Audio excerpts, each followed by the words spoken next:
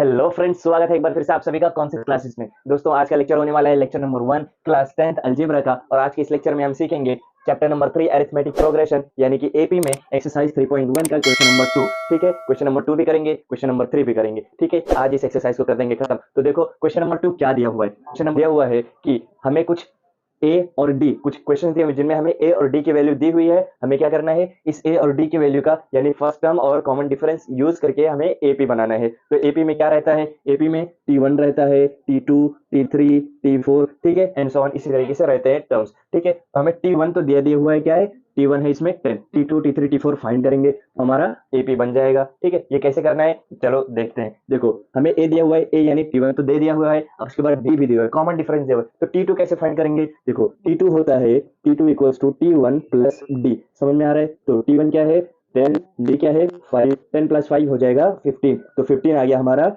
T2 यानी second term. उसी तरीके से टी3 करो, T3 equals to T2 plus D होता है। ठीक है, T2 प्लस T1, T2 क्या था T1 प्लस डी, अब T3 क्या रहेगा T2 प्लस डी। ठीक है, T2 क्या आया 15 प्लस डी है 5 इक्वल्स टू 15 प्लस 5 हो जाएगा 20।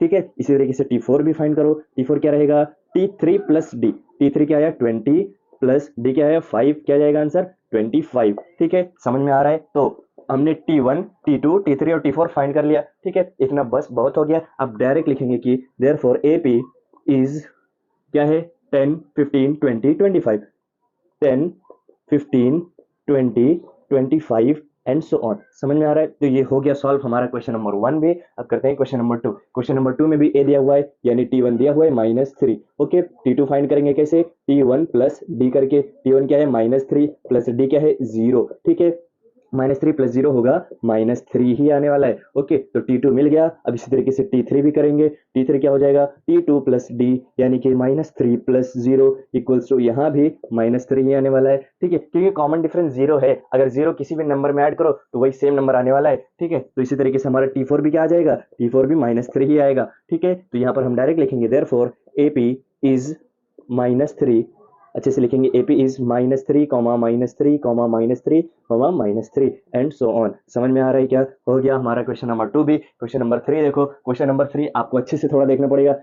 देखो ए दिया हुआ है यानी कि T1 दिया हुआ है, T1 क्या है -7। ठीक है, ए यानी T1 हमें दिया हुआ -7, डी दिया हुआ -1, सॉरी डी दिया हुआ है 1/2। ओके, डी कैसे फाइंड करेंगे, T2 फाइंड करने के लिए T1 प्लस डी करो। ठीक है, T1 क्या है -7 प्लस डी क्या है 1/2। ओके, अब यहाँ देखो ये फ्रैक्शन हो गया, 7 के नीचे कुछ नहीं है तो 1 है। ओके, अब करेंगे फ्रैक्शंस का एडिशन और सब्ट्रैक्शन। अगर आपको फ्रैक्शन का एडिशन और सब्ट्रैक्शन नहीं आता है तो इसकी वीडियोस आपको हमारे चैनल में मिल जाएंगी। आपका बेसिक एकदम स्ट्रांग होना चाहिए, तभी आप फ्रैक्शंस का एडिशन और सब्ट्रैक्शन कर पाओगे। ठीक है, तो आप जाइए वो वीडियोस देखिए, आपको एकदम आसानी से सब कुछ आएंगे। देखो अगर डिनोमिनेटर सेम नहीं है तो सबसे पहले डिनोमिनेटर सेम बनाओ। कैसे करेंगे, क्रॉस मल्टीप्लाई करके, बटरफ्लाई करके। ठीक है, -7 इंटू 2 हो जाएगा -14 प्लस 1 इंटू 1 हो जाएगा 1, 1 इंटू 2 हो जाएगा 2। ठीक है, समझ में आ रहा है क्या आएगा आंसर, -14 प्लस 1 हो जाएगा -13/2, मिल गया -13/2। T3 भी इसी तरीके से फाइंड करना है, T3 होगा T2 प्लस डी यानी कि -13/2 प्लस 1/2। अब इसमें देखो डिनोमिनेटर कॉमन है तो क्या करेंगे, डायरेक्ट लिखेंगे -13 प्लस 1, -13 प्लस 1 अपॉन 2, एक ही बार लिख पाएंगे क्योंकि दोनों सेम है डिनोमिनेटर, तो एक ही टाइम लिखना है। फिर -13 प्लस 1 हो जाएगा -12, -12/2। ठीक है, 2 1 2, 2 6 12, क्या है आंसर -6। ठीक है, समझ में आ रहा है। T3 मिला -6। इसी तरीके से T4 फाइंड करो, T4 होगा T3 प्लस डी, क्या है T3, T3 है हमारा -6 और डी क्या है 1/2। ठीक है, डिनोमिनेटर कुछ नहीं यानी 1 है, क्रॉस मल्टीप्लाई करो, डिनोमिनेटर कॉमन नहीं है तो कॉमन बनाओ, क्रॉस मल्टीप्लाई करके -6 इंटू 2 हो जाएगा -12 प्लस 1 इंटू 1 हो जाएगा 1, फिर 1 इंटू 2 हो जाएगा 2, क्या आएगा आंसर -12 प्लस 1 हो जाएगा -11/2। ठीक है, तो T4 भी हमें मिल गया। अब क्या लिखेंगे, लिखेंगे देयरफॉर AP इज माइनस, देखो -7,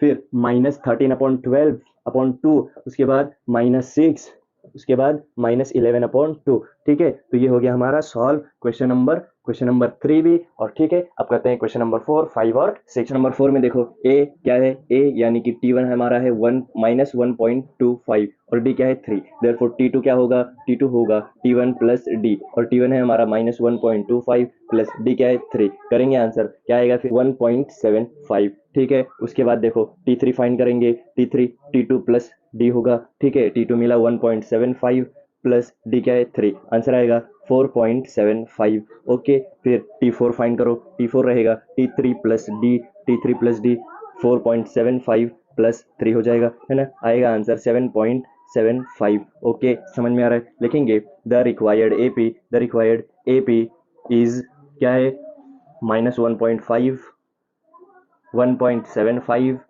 फिर 4.75, फिर 7.75 कॉमा एज इट इज, है ना, कंटिन्यू। उसके बाद क्वेश्चन नंबर 5 देखो, ए यानी कि T1 है हमारा 6 और डी है -3, तो T2 होगा T1 प्लस डी यानी कि 6 प्लस -3। ओके, क्या आएगा आंसर, आंसर आएगा 3। उसी तरह T3 क्या होगा, T2 प्लस डी क्या हो जाएगा 3 प्लस -3, आएगा आंसर 0। उसी तरीके से T4 रहेगा T3 प्लस डी यानी कि 0 प्लस -3, आंसर आएगा -3। ओके, समझ में आ रहा है। तो यहाँ देखो लिखेंगे द रिक्वायर्ड एपी इज, क्या रहेगा required AP 6 3 0 -3। Okay, as it is continue होगा, समझ में आ रहा है, कंटिन्यू। ओके, फिर क्वेश्चन नंबर 6 देखो, ए है यानी कि T1 है -19 और डी है -4, तो T2 क्या रहेगा, T2 रहेगा हमारा T1 प्लस डी यानी कि -19 plus -4। Okay, -19 minus plus minus हो जाएगा -4। ओके, माइनस माइनस होगा प्लस, 19 प्लस 4 हो जाएगा 23 माइनस में। ओके, समझ में आ रहा है, क्या है आंसर -23। ओके, फिर T3 क्या रहेगा, T3 रहेगा T2 प्लस डी यानी कि -23 प्लस -4। ओके, फिर -23 प्लस माइनस होगा -4। ओके, फिर क्या आएगा answer, minus minus plus, 23 plus 4 हो जाएगा 27। ओके, फिर उसी तरीके से T4 फाइंड करो, T3 प्लस डी यानी कि -27 plus -4। Okay, -27 as it is plus minus होगा -4।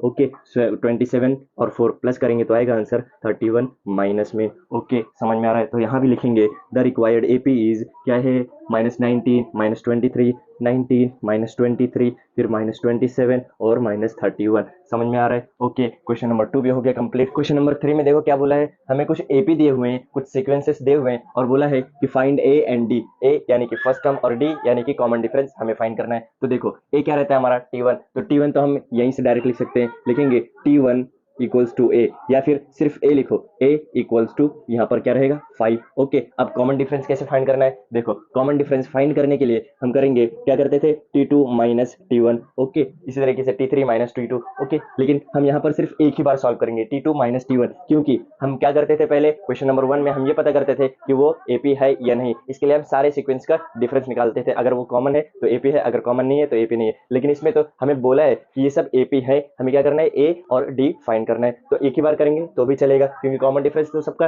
सेम आने वाला है ना, इसीलिए कॉमन डिफरेंस है वो। तो T2 क्या है 1 माइनस T1 है 5। ओके, क्या आएगा आंसर, आंसर आ जाएगा -4। समझ में आ रहा है। तो इसी तरीके से हमें डी भी मिल गया, क्या मिला -4। समझ में आ रहा है, ए और डी हमें मिल गया। इसी तरीके से क्वेश्चन नंबर 2 में भी देखो, ये फर्स्ट टर्म है यानी कि ए रहेगा हमारा 0.6, उसी तरीके से डी निकालने के लिए T2 माइनस T1 करो, ठीक है, T2 क्या रहेगा 0.9 और T1 क्या रहेगा 0.6। ओके, फिर क्या आएगा आंसर, देखो 0.9 माइनस 0.6 क्या आएगा, 9 माइनस 6 हो जाएगा 3, 0 पॉइंट के बाद 0। ओके, समझ में आ रहा है। देखो डी भी मिल गया हमको, डी भी मिल गया और ए भी मिल गया। उसी तरीके से क्वेश्चन नंबर 3 में देखो, ये T1 है यानी कि ये रहेगा हमारा ए 127। उसी तरीके से T2 माइनस T1 करो और क्या मिल जाएगा हमें, डी मिल जाएगा। T2 है 135 और T1 है 127, माइनस करेंगे तो क्या आएगा आंसर 8। समझ में आ रहा है, यानी कि हमें डी इधर भी मिल गया और ए भी मिल गया। ओके, समझ में आ रहा है, बहुत ही सिंपल है। अब एक क्वेश्चन बचा है, क्वेश्चन नंबर 4, चलो वो भी करते हैं।